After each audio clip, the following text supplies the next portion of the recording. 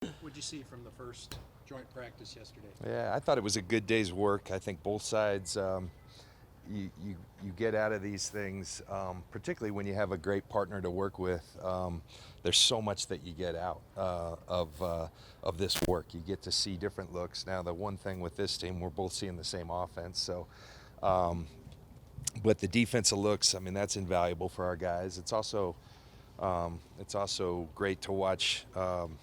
Your players when the competitive juice comes up a little because you're playing against someone else and get to see, much like a game, how some guys can handle it in practice and you take a next step up, and this is still practice, but it's doing against someone else. Some guys handle it real well.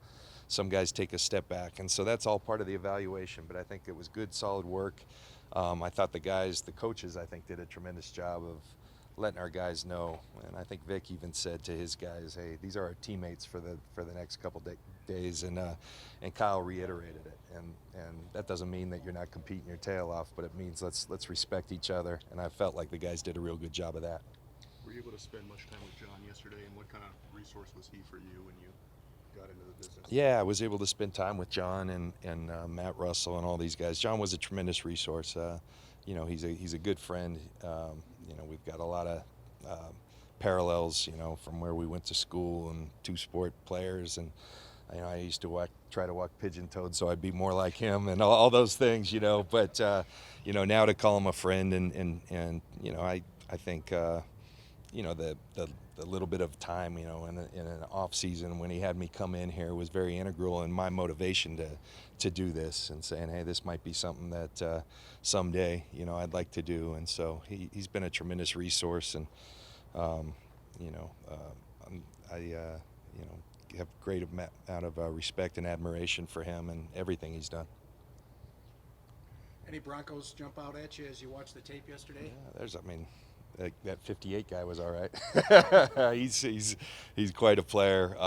Yeah, they've got a nice roster, and so I think I think I think there's reason to be excited. I think Vic's doing a tremendous job of running a tough camp, but there's they've got some players on that roster, and they're gonna I think it's gonna be a good football team. Really do.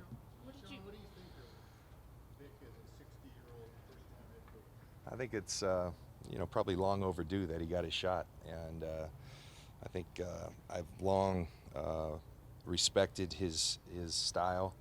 I remember being in a production meeting with him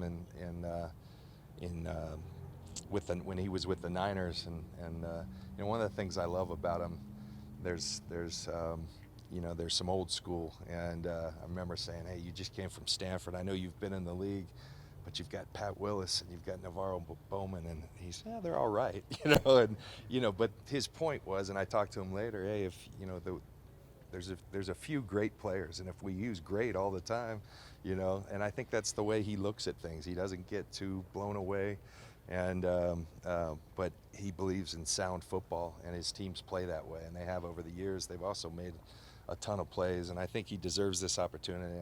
I'm thrilled to see him have it. What did you learn about Rich Gangrel in his time in San Francisco, and did you expect him to be pretty sought after as a coordinator? Yeah, I think I was telling someone yesterday. I think the time that I probably,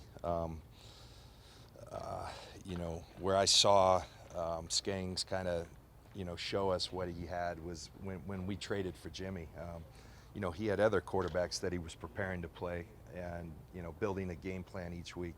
But he also had this job of getting a quarterback who we had invested a lot in up to speed and a completely different offense, a lot of verbiage where they didn't have that in New England. And so just to watch his work ethic and the effectiveness with which he did that and got Jimmy to a point where we could stick him in and play him. And he was, I think he impressed the heck out of me there.